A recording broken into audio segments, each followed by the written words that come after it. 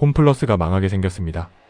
한때 이마트와 1위를 다투던 대형마트, 우리 동네에 하나쯤은 있던 그 홈플러스가 지금 파산 위기에 놓였습니다.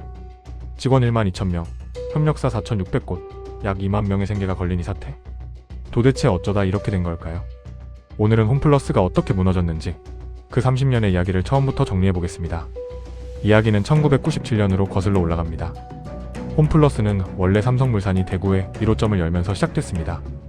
그리고 1999년 영국의 거대 유통기업 테스코와 손을 잡으면서 본격적으로 몸집을 키우기 시작합니다.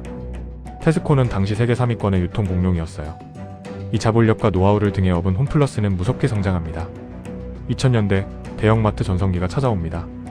주말마다 카트 가득 장을 보고 문화센터에서 요가를 배우고 푸드코트에서 밥을 먹던 시절, 대형마트는 단순한 마트가 아니라 하나의 생활 공간이었죠.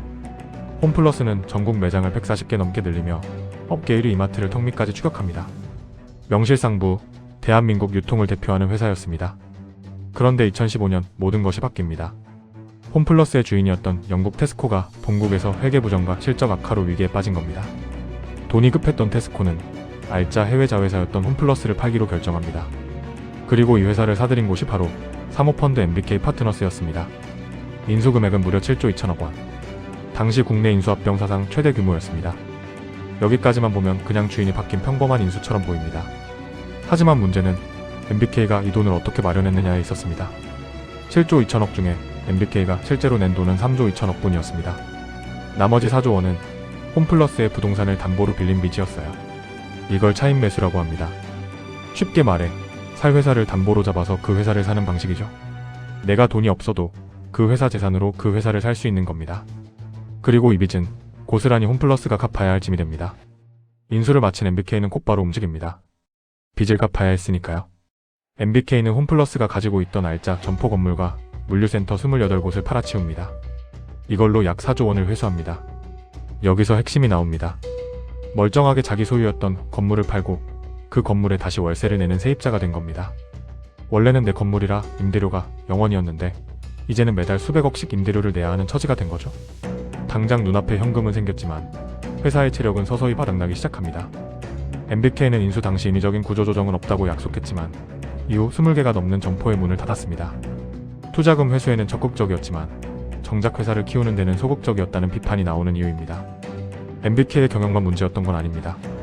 시대 자체가 변하고 있었어요. 쿠팡이 등장하고 네이버 쇼핑이 커지고 새벽 배송이 일상이 됐습니다. 사람들은 더 이상 무거운 장바구니를 들고 마트에 가지 않았습니다. 스마트폰으로 주문하면 다음날 아침 문 앞에 도착하니까요. 대형마트 전체가 내리막을 걷기 시작한 겁니다. 이런 상황에서 임대료 부담까지 떠안은 홈플러스는 경쟁에서 점점 밀려납니다.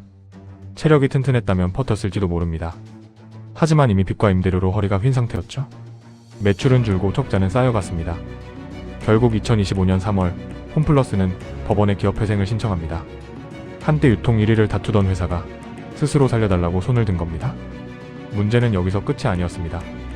회생 절차에 들어가자 카드사들이 홈플러스의 법인카드 거래를 끊어버립니다. 물건을 납품하던 협력사들도 대금을 못 받을까 봐 납품을 멈추기 시작했어요. 그 결과 매장 매대가 텅텅 비어갔습니다.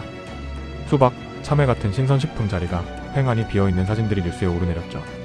살아나려고 발버둥 쳤지만 한번 무너진 신뢰는 쉽게 돌아오지 않았습니다. 홈플러스는 그나마 알짜였던 익스프레스 사업부를 하림그룹의 파라급환부를 끄려 했지만 그것으로도 부족했습니다. 그리고 2026년 7월 3일 서울회생법원은 1년 4개월간 이어진 홈플러스의 회생 절차를 폐지하기로 결정합니다. 회생 계획을 실행하는 데 필요한 최소 2천억 원조차 마련하지 못했기 때문입니다. 회생 절차 폐지? 이건 사실상 파산과 청산으로 가는 길목입니다. 이제 홈플러스에게 남은 시간은 단위죠. 이 기간 안에 2천억 원을 구하지 못하면 회사는 청산 절차에 들어갑니다. 법원이 선정한 회계법인은 홈플러스를 계속 운영하는 것보다 지금 청산하는 게 1조 2천억 원 더 가치 있다는 분석까지 내놨습니다. 살리는 것보다 접는 게 낫다는 냉정한 계산이 나온 겁니다. 지금 가장 큰 화살은 최대 주주인 MBK와 김병주 회장에게 향하고 있습니다. 노동계와 정치권은 MBK가 빚으로 회사를 사서 알짜 자산을 팔아 투자금은 챙기면서 정작 회사를 살리는 데 필요한 돈은 내놓지 않는다고 비판합니다. 반면 MBK 측은 최대 채권자인 메리츠금융과의 자금 협상에서 입장차를 좁히지 못했다는 입장입니다. 책임 공방이 오가는 사이 정작 벼랑 끝에 선건 직원들과 협력사들입니다. 직원 1만 2천 명, 그리고 4,600곳이 넘는 협력사? 여기에 입점 상인 물류인력, 지역 농가까지. 한 회사의 실패가 수많은 사람들의 생계로 번지고 있습니다. 홈플러스의 이야기는 단순히 마트 하나가 망하는 이야기가 아닙니다. 빚으로 회사를 사고 그 회사의 재산으로 빚을 갚고 남은 껍데기가 무너지는 과정. 그 사이에서 웃은 사람과 우는 사람이 너무나 분명하게 갈렸다는 것. 회사는 사라져도 빚은 남고 숫자는 정리돼도 사람은 거리로 나옵니다. 사모펀드가 지나간 자리엔 과연 무엇이 남을까요? 지금 이 순간에도 홈플러스의 운명은 결정되지 않았습니다. 이 영상은 2026년 7월 기준이며 상황은 계속 바뀔 수 있습니다. 끝까지 지켜봐야 할 이유입니다.